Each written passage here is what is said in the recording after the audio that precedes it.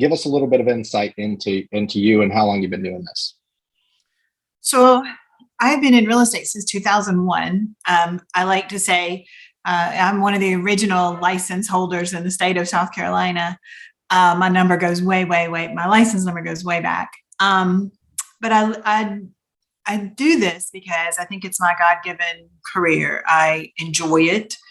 And I just feel honored to be able to serve people. My focus is I do work in North and South Carolina. And in my career, I've been fortunate enough to be in different aspects of the business that led me to find the niche that I enjoy, is helping people right size. So when you come to that point in your life that you've got to find that home that fits your needs then. So that may be an active lifestyle community. That could be maybe just a one level home, a smaller home, when it's time to let go of the home that you raised your family in. And that's a tough move. That's a move that requires a lot of different parts and pieces. So knowing that I love that, I've put together a team that can really meet all those unique aspects of that move. So one of my specialties. So one, I guess let me ask it this way, and then I want to uncover who is a part of this team. But two is, what was there an experience as a real estate agent that you went through, or personally that you went through, that made you recognize that particular lead source as the one you wanted to target or go after? Yeah, so great question. Absolutely. I went through it myself. I've downsized, and I've come to understand that it's a process that you really often, it's a couple of moves before you get to kind of that perfect right size. So downsize can have a negative connotation, like you're taking something away, you're going to be smaller. That's just not at all the case. It's so freeing. When you get to the other side, you realize it is just like freeing, and it's a great process to go through. And I went through it myself, and yes, come to understand that it's a good niche because I get the nuances of it, the emotional aspect of it. And so that makes it easier to help people, to walk them through that. It can be challenging. Sure. Absolutely. Relatability in terms of selling and talking about things you know about or passionate about is definitely important. So you mentioned a team, right? Tell us about this team. What is that all about?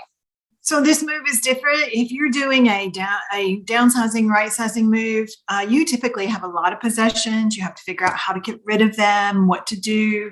And often you can't do this by yourself. It's usually a monumental task. And so I have organizers, liquidators, consignment shops that I've built relationships with that are going to enable that to help us figure out how to liquidate, what to let go of, and how to let somebody else love those products or those mementos or cherished items that you have. And so I also have even a wonderful organizer who is life coach, and she helps you walk through the emotional aspect of it. So we kind of do that together.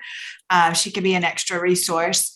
And then there's all kinds of needs in this move too, with remodeling, contractors, cleaning. I have all those resources that I've pulled together to help. So when a buyer's at that stage to right size, what's that from the moment they say, okay, Gina, let's go look at the first house, to when they get the keys to that house? I know you've uncovered a lot that has gone into this, but what can they expect in terms of a from start to finish process with you as their agent? So you're absolutely right. You're on target that it typically needs to start with where they're going first. So then they can keep that motivation and that prize in front of them to get through the challenges to get them there. So yes, what we would do in the beginning is target what they're looking for. What does this mean to them? Are they going to be not working? Are they going to be still working when they're in their new home? And do they want a community that's totally centered around active adults, retirees, or do they want maybe a community that has more one-level homes with smaller lots and a lot of the residents are still working? It's just really nice to find that where you want to land. And that just takes, again, working through a lot of questions, a lot of thought processes that I go through with them. So once we find out where they're going, we may not even buy it. Maybe we've just targeted a neighborhood. Then we work backwards and say, all right, how are we going to get there? And so I'll sit down and develop a step-by-step plan with them that's going to help them, again, go through all those challenges of getting from that big house with all those possessions into the house that's more manageable, low maintenance. So we'll together, we mark out a plan and we do a timeline that works for them. Because I tell every client that this is always on their timeline, not mine. I've had clients that this process has taken years, and I've had clients who are ready to go, and we might pull it off in 2 months. It just really depends on them.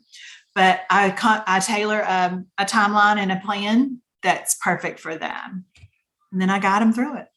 Easy peasy. So inventory plays a big issue in today's market, especially when you might be having somebody that just has a little bit more need or a little bit more, specialized or kind of centered focus in terms of where that community or what those amenities, whether it be a ranch style home because they don't want the stairs anymore, what have you. How do you navigate that? How do you position your buyers to win when you're not just dealing with any home that's on the market, you're also dealing with a limited focus within that market? So how are you creating success for yourself and for your clients in this market? Good question as well. It is challenging. There's no soft sell to that. It's very challenging. We've done a lot of different things. Often this buyer has flexibility on their side. And so they can afford the seller. If we target a home, then one of the things we can do is give the seller like some free time to get out because the buyer's typically got some flexibility on their side. And often this client, when you're in that right sizing time, most likely you have gotten yourself in a financial position that you also can utilize that good financial position you're in, meaning you're most likely possibly paying cash for the home. That gives you an edge as well. So some different strategies that have really worked honestly across the board for any buyer, but they come in very handy for this right size buyer too.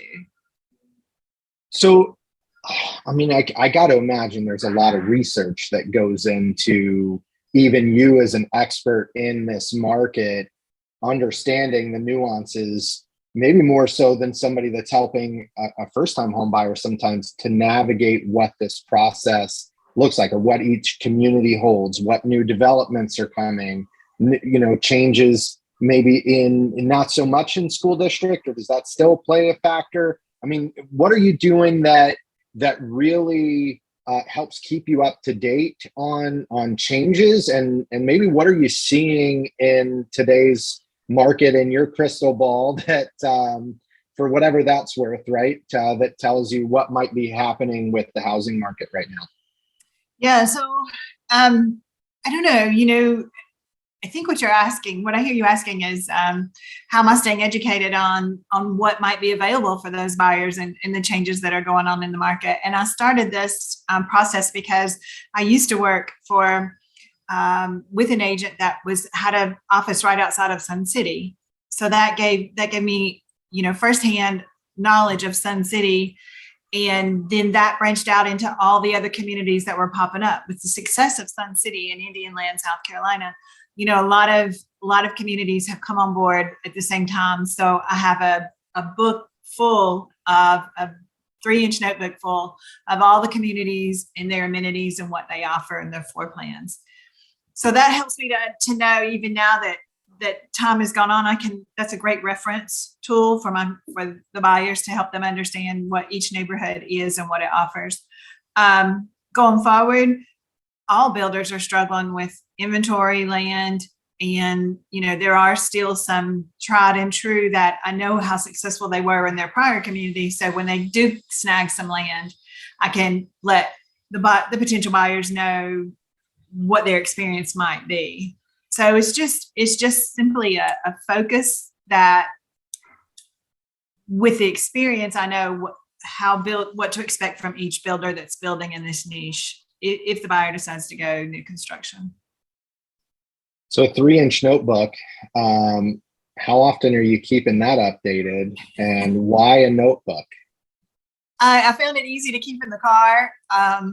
When I kind of started with this 55 plus active adult client, often they were coming from outside the area. So I'd meet them at the airport or at their hotel. And I always have recommendations for when they come into town, where to stay and how long they need to come for, and how to manage their time while they're here to be most effective in learning the area. So that notebook just came in handy. I just keep it in my car and update it, and it was a great resource. It is a great resource. I love it. I love it. I'm all for it. I need to see this notebook immediately. So how do you help your buyers stand out in the market when submitting an offer? Because we're still in a situation where in this market, we're seeing multiple offers. What are you doing? What's your strategy to help a buyer here to really shine? Well, no doubt that they've got to obviously get pre-approved with movement. They need to be mortgage ready. They need to have all their finances in place. They need to have an awareness. I like to sit down with my buyers and have a consultation in the beginning to better understand what they're looking for, so that I make sure I'm fulfilling their needs. And then to help get them ready is just, again, to educate them, to make sure they're pre-approved, ready to go. And then a lot goes on behind the scenes. I've been fortunate enough to be in the business long enough. I've encountered a lot of people. And so that helps often, behind the scenes in the negotiating and the way I present the offer. As soon as they find a home they like, I'm going to reach out to that agent and just begin to build some rapport if I don't already have some rapport with them, and see if there's something that, that particular seller's looking for. We can target our offer specifically to please that seller, because sometimes sellers, it's not just dollars. They want time, as I mentioned earlier, or they could be looking for any number of things. And so that helps the buyer. And then I do little things too. I always make sure their offer is presented in a format emailed to the agent, not just dropped as an attachment, but I do have a cover sheet that I make for every agent. So I think these little things are just going to hopefully send a message to that seller's agent that this is going to be an easy transaction. Because at the end of the day, hopefully we all want our clients to reach their goal. And we want to do that with the least stress possible for all parties. So if they know from the beginning that I'm an agent that can see and have those tools in place to make that happen, hopefully that would help my buyers gain an edge. Why a cover sheet? Why do you feel like that's important?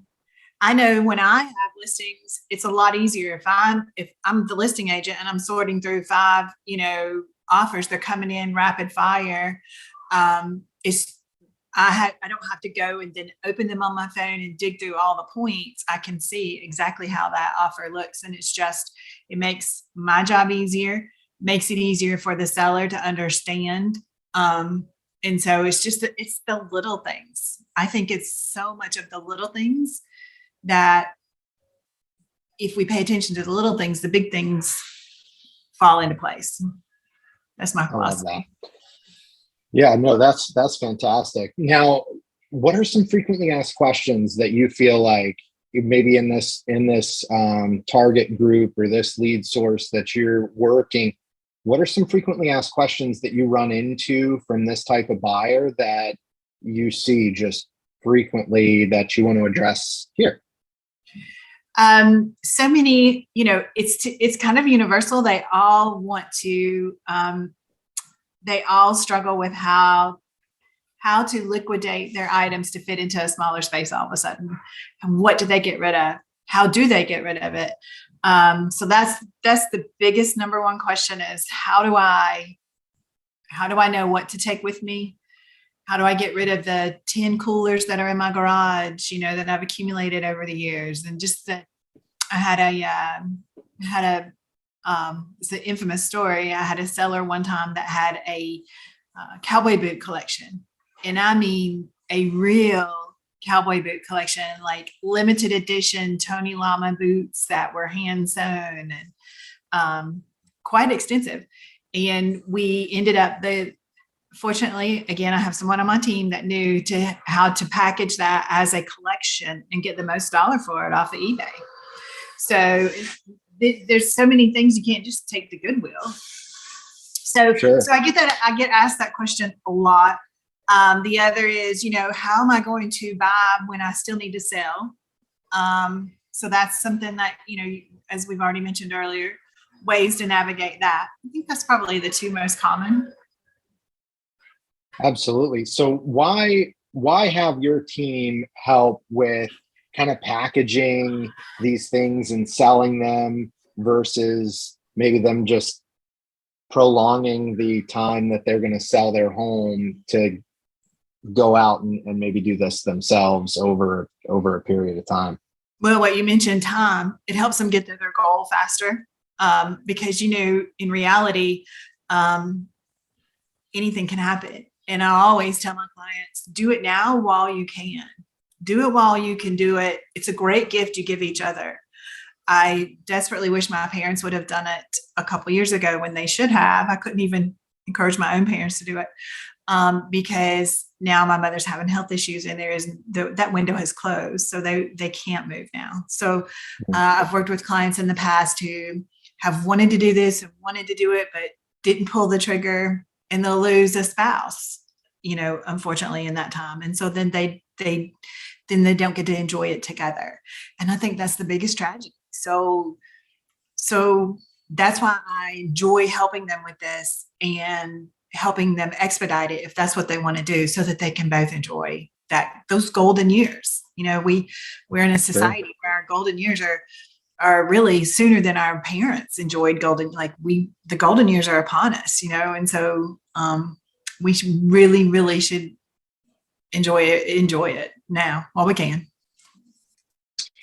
So let's switch over to sellers for a second. A lot of times, maybe this client might have a lot of ways that they've turned their home into their home, and not so much this cookie cutter house. There's a lot of either character that's built into it, a lot of emotional attachment you mentioned, or stories behind things.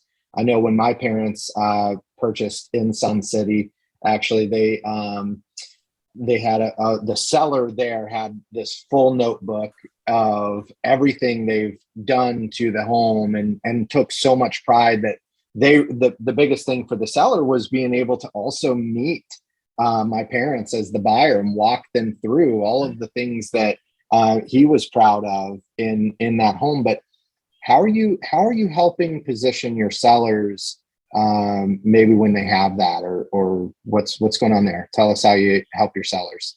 Well, it's a process too, and I've learned over the years to bring a certain level of professionalism in order to market their home. And that entails maybe doing some contracting work, maybe doing some remodeling, maybe doing some neutralizing, maybe doing some staging, some organizing.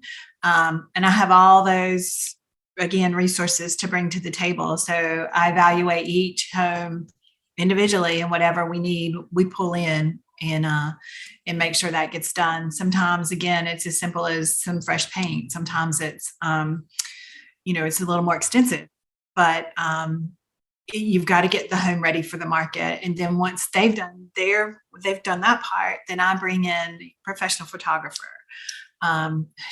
Those little things again are just so important so that their home shines. I love to do a drone, so that the buyer from wherever they may be can, and often, we of course are experiencing a lot of relocation buyers. So if they're in New York looking online, they can really understand what that home here in the Carolinas is going to give them. But that by looking at the drone picture, they can see the aerial and just putting their home in the absolute best light possible. You mentioned New York. You mentioned people maybe relocating from elsewhere. Why would they want to move here? Why Charlotte? Why Fort Mill? Why these areas in terms of maybe that right-sized home you mentioned? Well, we've got it all here, right? I mean, we have amazing weather most of the year, and we're geographically located right in between, north and south of the United States. And so if you're traveling in between, we're right there in the middle. So if you have family in both places, easy access. People love that we have an international airport. We're Coghill, Fort Mill, Charlotte. You're 25 minutes from an international airport with the direct flights. And so when you're talking about your golden years, enjoying retirement, typically that's something that you've planned for, is to do some traveling. And so to make that easy, you're right here. Taxes. People always talk to me about taxes, and what I can speak to is property taxes are very fair in this area. But what I can't particularly speak to, but what I've been told is that this South Carolina is a state that's very easy on retirement income taxes. So not my specialty, but that's what I hear. So many reasons that are bringing them here. I love that. Well, let's switch gears a little bit and let's talk about realtors and maybe your kind of start in the real estate world, and let's help some realtors that might be getting either into the business. Maybe they just got their license, or maybe they're wanting to also target this type of client. Let's give them some insight into Gina. But before we do that, I've got these deck of cards called pod decks. Okay.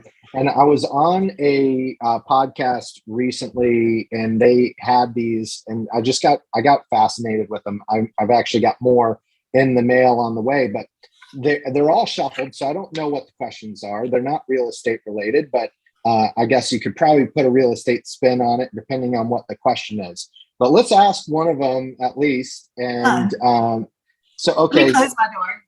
Yeah, you're good. Okay. All right.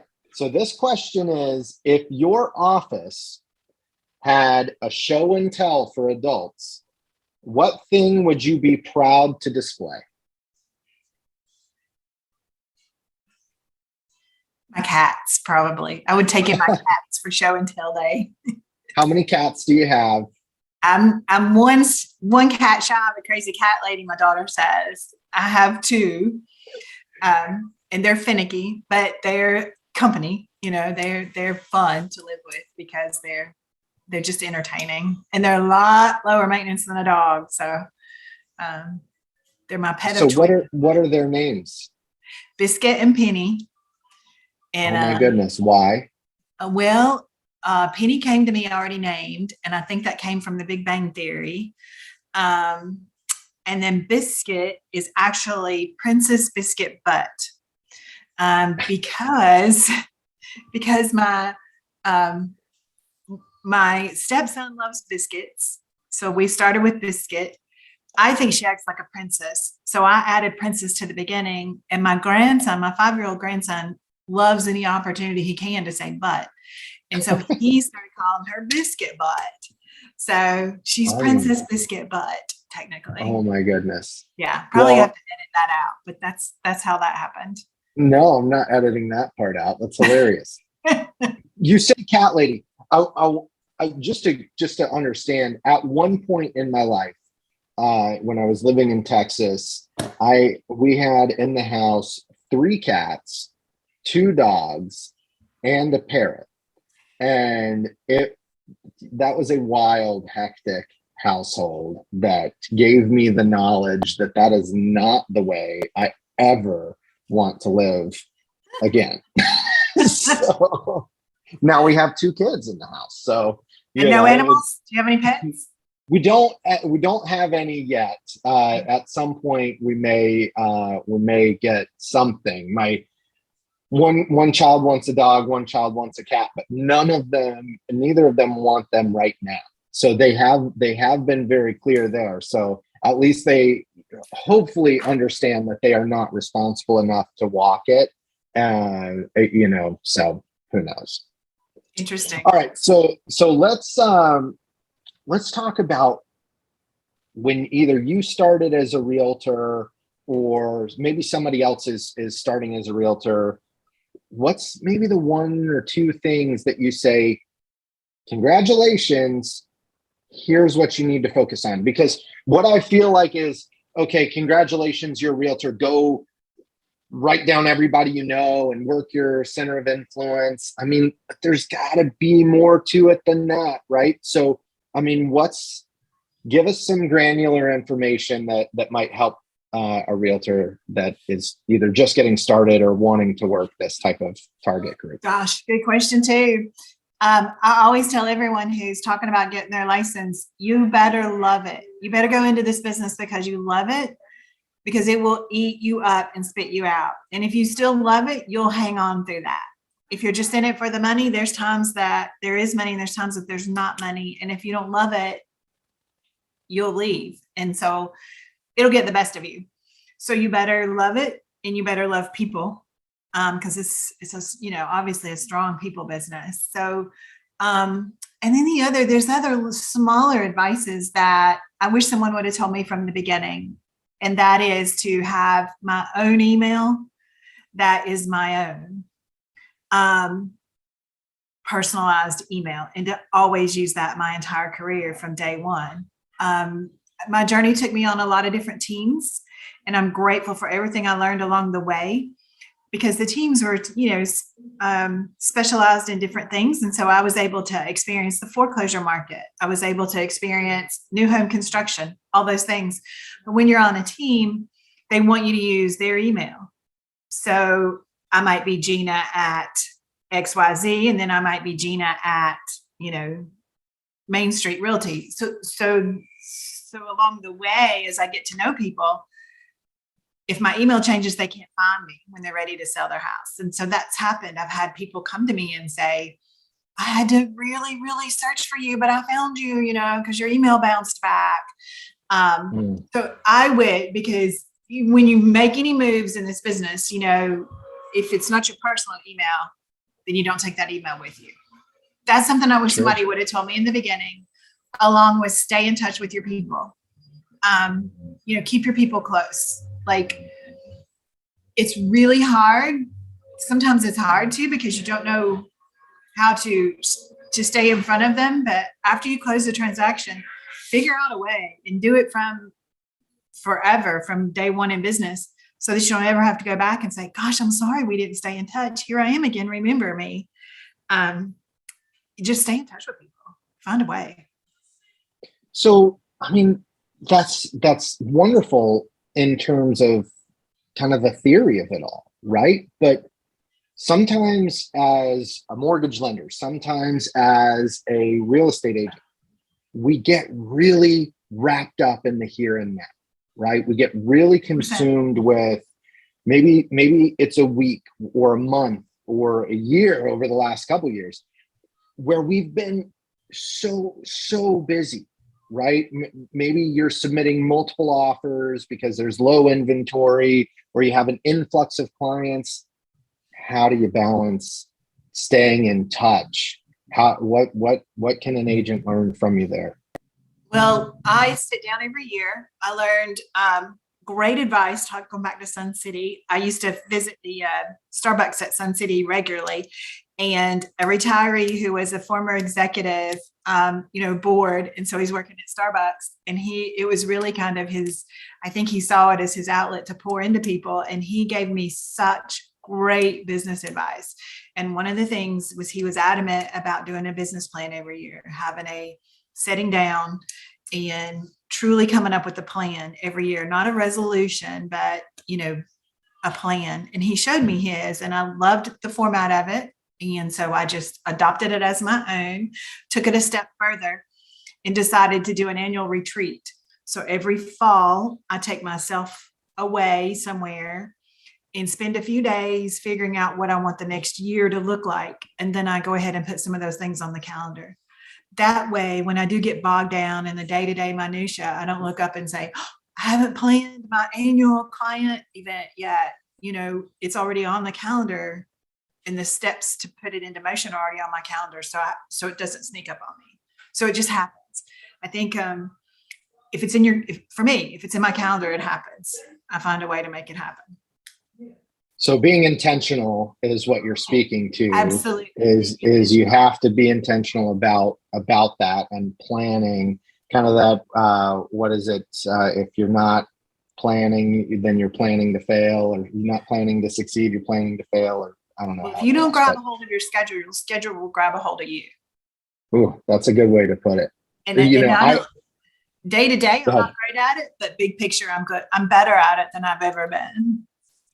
Day to day, I call it a surgeon's schedule. And and I think about a surgeon, right? Every appointment, every operation is just so scheduled in there, because if they don't show up to that appointment, somebody might die on the operating table. And while it's not life and death, it's real estate, it's still something that you have to be punctual about. You have to be, engaged with and make it a point. So there's probably somebody listening, Gina, that says, yeah, but if you're going on a retreat, I mean, how do you keep the house from burning down? I mean, like in terms of your business, right? Like how do you keep clients from not just going somewhere else and using somebody else? Well, you don't always. You try to put things into place so that you can also have a life. But I think you have to accept in this business that if you lose some, that there's some more out there. To me, business planning is so important for the entire year that if I lose one sale, hopefully I've poured more into making sure that my next year is bigger and better than that. You obviously can manage and plan a lot. If I'm going out of town, I let people know I'm going, and I let them know that I'm still available via cell phone, unless I'm not. And I let them know that I have a team to help them, even though I might not physically be here. There's amazing tools right now in our industry. Either you have hopefully co-workers that will help back you up while you're gone to show a house or to help if you're unavailable. There's showing assistants, there's show Emmy, and again, hopefully you've built that team that has your back. And that's where it comes into working closely with your coworkers, with your team. When did you recognize that you needed a team? I mean, when did you realize, hey, this is not something, was that identified through the business plan or through something else where you said, you know what, there's an opportunity here where if I focus maybe my time or resources into organization or something, that it's going to consume me and I'm going to have maybe less time to prospect or less time to do something. When did you make that determination that that's what was the best course of action for you? I don't know if there was a moment or time. I mean, I think it's an evolution. I've always been able to understand and recognize that I can't do it all, and that I'm not equipped to do it all, and I'm not supposed to do it all. So I better figure out what I do well, hang on to that, and then find people to help me with the things that I'm not the best at. For instance, I have a transaction coordinator, and she is my lifeline because she is amazing with paperwork and details, and she crosses all those T's and dots all those I's. And I forget we even have T's and I's. Like, I don't know. So she's, she's a great compliment to me. into my personality and what she does best. And I let her do what she does best. And then I stick with what I do. How did you create the discipline to allow that person to do what they do best? Because or is that just built into your DNA? Because I know for me, right, or it's so I've got, obviously, I mean, I've got my team, right? But there gets to be that time where you're like, gosh, I could just do it myself. And it's maybe not exactly the way I wanted to do it. Or, I mean, how do you let go in order to gain, right? I mean, what's that been like, or what's that look like for you? I think you're right. I think it's probably just in my DNA that I don't feel the need to absolutely control and to just know that she's going to do it better. So I just need to let her do it. There's always a flip side to that. I mean, there's also the negative side of maybe I don't pay as much attention as I should sometimes. There are times that maybe I didn't create a checklist or didn't make sure she, that I knew that she knew what she needed to be doing. And so there's pluses and minuses. So I can say that, yeah, it's great that I don't feel that control need, but then I can say, it's not so great that maybe I should have been paying a little more attention, So I don't know. I don't have a magic answer. So for the agent that's maybe hearing that saying, gosh, I've got an assistant, or maybe I'm looking for one, what are some of the things that you're looking for in an assistant, and how do you manage those expectations? So you're right. I mean, it's finding the what you're going to look for is the person that feels the negative or the feels the holes in you. You have to, number one, know yourself and know what you need help with, and then really find that person that is going to have those skills that you don't have. And how do you manage it? It's I mean, I think what you're looking for is also someone that, for me, it was important to know that she was vested in the business, that this just wasn't something she was looking to fill in some time. I mean, I want somebody to go the long haul with me.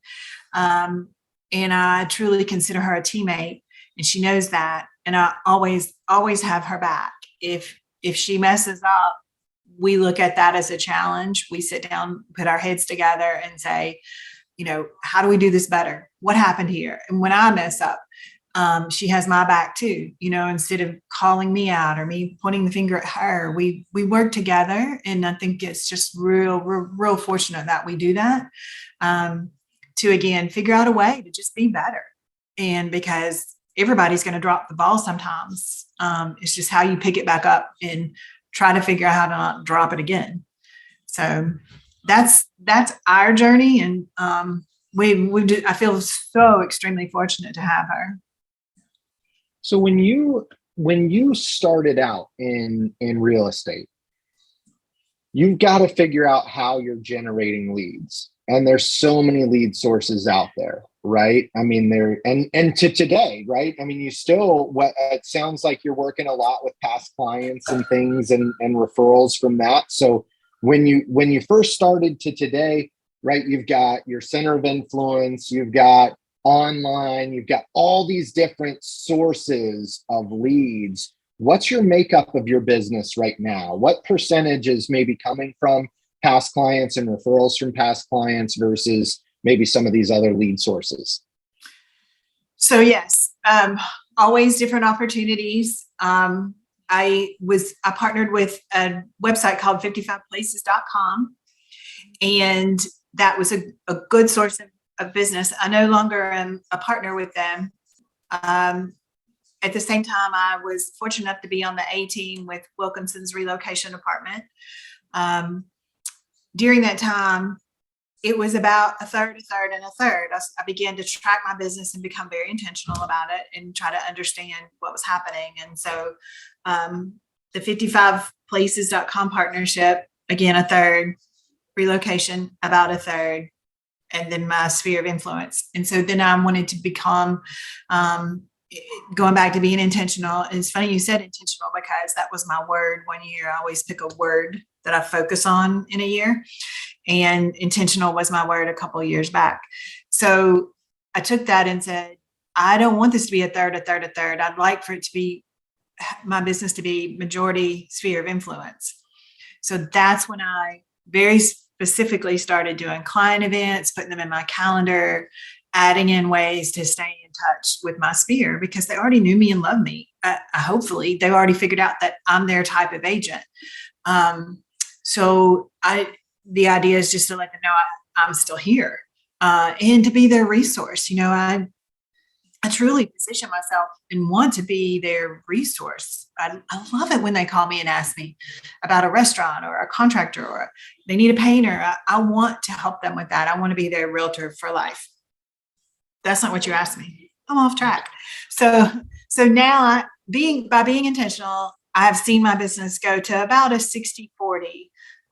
No longer partnered with 55 places. So 40% would be Wilkinson, A-team relocation leads business. And then about 60, it's trending. I'd have to pull up my report again, but about 65% of Sphere repeat business. So yeah, for those listening that aren't with Wilkinson ERA or ERA Livermore, right? The A team is what we proudly call the relocation group, right? It's kind of top agents that are there to serve either high profile clients or clients that just have an affiliation with their company that might be relocating. Is that right? Yes, absolutely.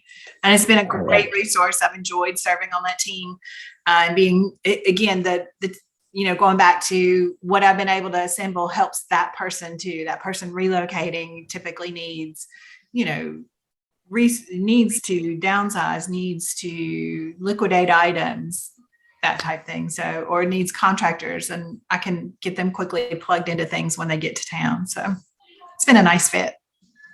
So when you talk about relocating or your past clients or 55, what's the website called again? 55places.com. 55places.com. So let's start there. How do you generate a lead from an online site? It is very hard to build a relationship, to build rapport via the phone, until they know you. And I think I'm not great at it, but using video, if, more, then they can understand who you are, they can hear your voice.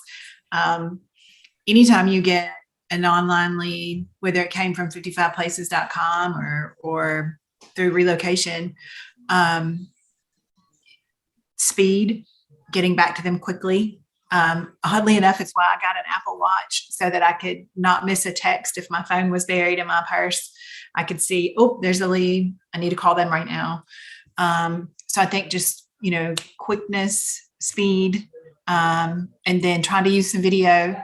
If I miss them, I'll typically shoot a quick little video and send it via text. Say, hey, I'm sorry I missed you. Would love to connect and learn about your move. And then it's just consistency, staying in touch, which is not my specialty either. I'm not great about that. But if you can build in a consistent, just keep reaching out to them and stick with them, letting them know, as I said earlier, I'm on their timeline. They might want this to happen next month and I'm game and I can make it happen, or they might, it might take years. So I'm not going to be that agent that's going to rush you and try to move you along my timeline. I want to move along yours and be there when you're ready. What do you feel like? Was there something in a video? Did you send the videos via text message? Mm-hmm. Or just a quick, simple, so it doesn't come across as spam or something? Just a really quick little video. Was there something that you said in it that you feel like maybe anytime you said that, because a lot of times the messaging is trial and error in terms of what's going to get a response back? Was there something that you said or that you feel like, hey, when having this type of approach, at least for you, really seemed to work better than others when trying to get a response from somebody? I wish I could say there's a magic bullet, but I don't know it. Nothing comes to mind. I think it's just, making sure they feel that you really are excited to help them, and you're here to serve them, not to sell them, not to push them, not to, that it's really about them. When they understand it's about them, and it always is, or it should be, then they, when you can convey that, that's when I think they connect to you. So you mentioned earlier in this conversation that, don't do this for money, do this because you love it. Because there are months or periods of time where maybe you're making money, and then there might be a month or a period of time where you don't have something that closes, right? How do you keep that balance? And how do you keep from maybe sounding desperate when you talk to somebody? Because when I talk to clients, or rather when I used to manage a lot of loan officers in a call center, I actually had the opportunity to hear their calls, right? And so oftentimes if maybe a loan officer is going through a little bit of a rut, you can almost hear this shift in the conversation. And to me, that's something that a home buyer is going to feel, right? So as an agent, as a realtor, how do you keep from doing that to where maybe that buyer or seller is feeling that from you? It's a great point, great perspective. And I've thought of this, and I think it's simply time and faith. Like, I have a huge faith that I will be taken care of. So if one sale falls apart, it was meant to be. There's something else out there behind it.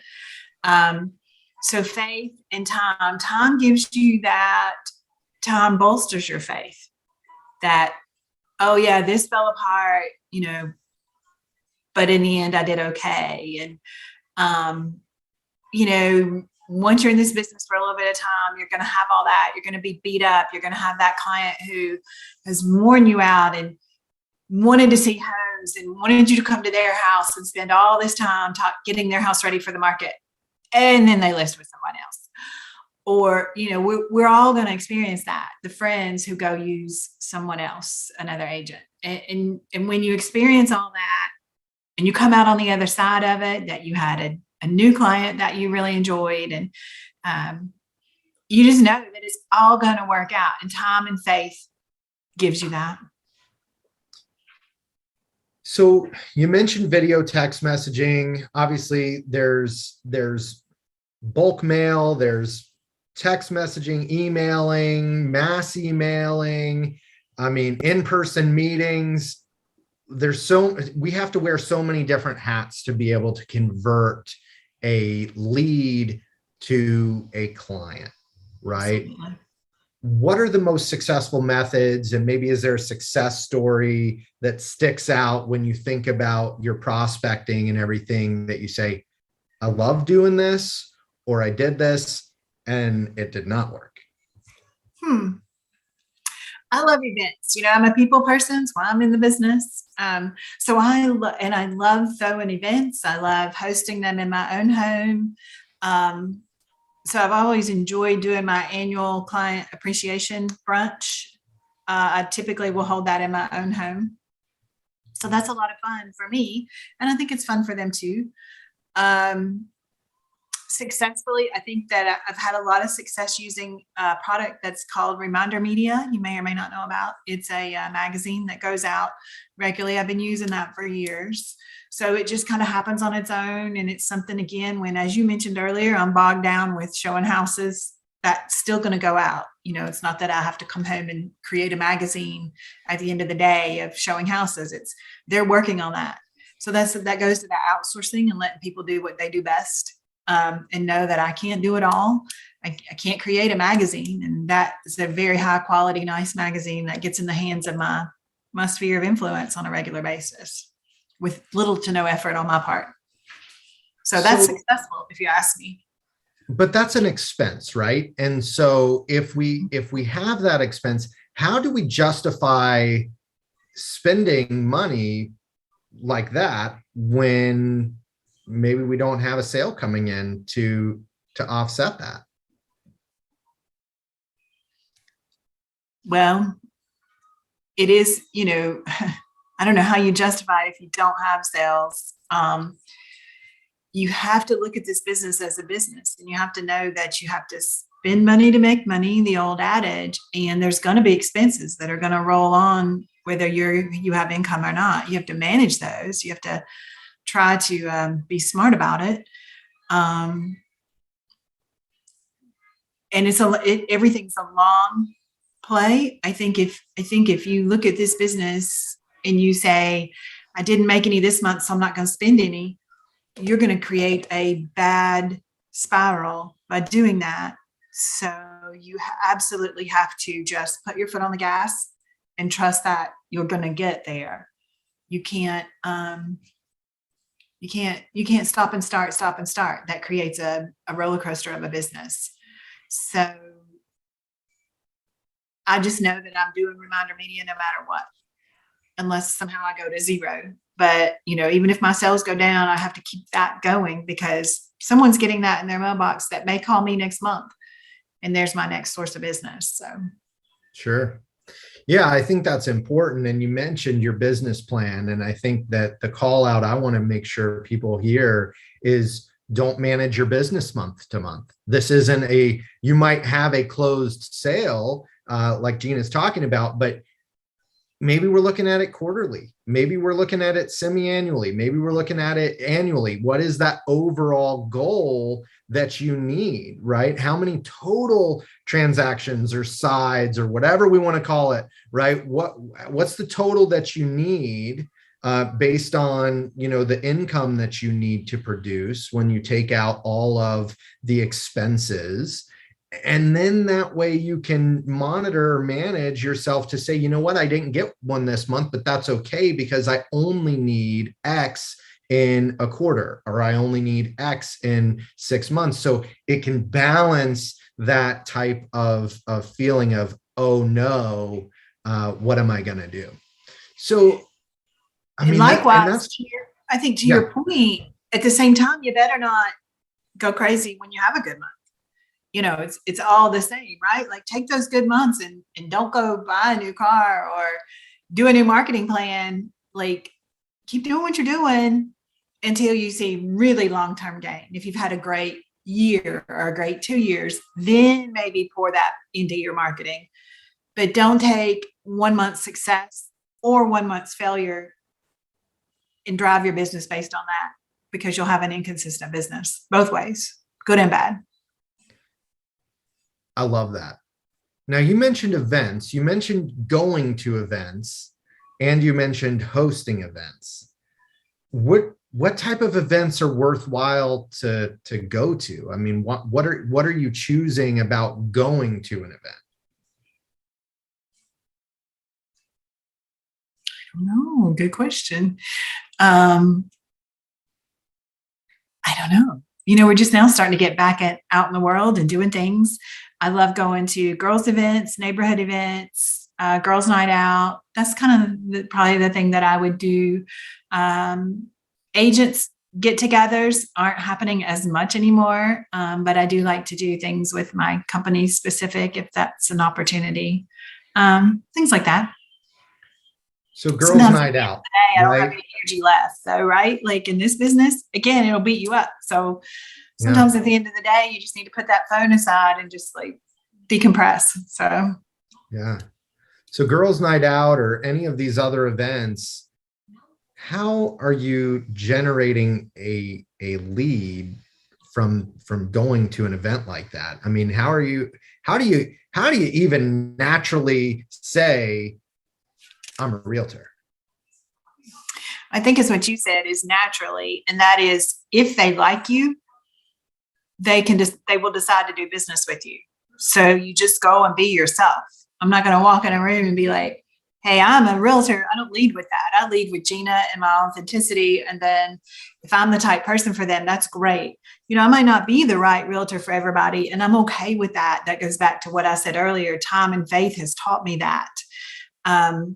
you might want a totally different agent. You might want a pushy agent. You might want an agent who wants to push you and be very fast and execute things. I want to work on your timeline. And, I'm not everybody's cup of tea, and that's okay. It's a lot less stressful for everybody if you've chosen to work with me because you purposely chose because you liked me, then you're going to like how I handle things and how we get to the end goal. It'll be easier on everybody. So at an event, I just choose to show up authentically, and naturally they can eventually, everyone always asks, what do you do? What do you do? That's a natural kind of question at these mixers or Girls Night Out. Everybody wants to know what your job is. And so when they find out I'm a realtor, if they have a need and they like me, it's just going to come natural. I love it. I'm sorry. So my 4-year-old has a question. And that when I told them that I was doing these series of spotlight interviews and things, they said they wanted to ask a question. So my 4-year-old asked, Barbie or American Girl? Barbie. Why? She's classic. She's the OG. There you go. She got to the market before American Girl. She got it all. She's got it all. It does. There's Malibu Barbie, Brooklyn Barbie. There's all these different Barbies out there. She's super into it, by the way, and loves. She has American Girl. She has all the different dolls that I don't even know names of, and she has Barbies, and she's loving like the little Chelsea and the Skipper and all of that. So she'll be thrilled with your answer. Well, good. My son asked Mario or Luigi, if you had to be a character in one of the games, would you be Mario or Luigi? But I gave you the Barbie or probably that's more my wheelhouse. All right, let's ask one more of these here. Okay. What's something you like, whether it be food or anything else? It's just an open-ended question. What is something that you like that most people don't?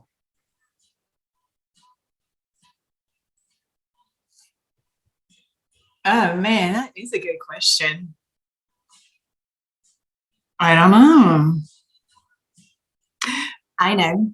I like ironing. I will immediately bring all of my clothes to your house. What everybody says. I remember making a Facebook post one time, like, I really enjoy this. There's something super satisfying about watching it go flat.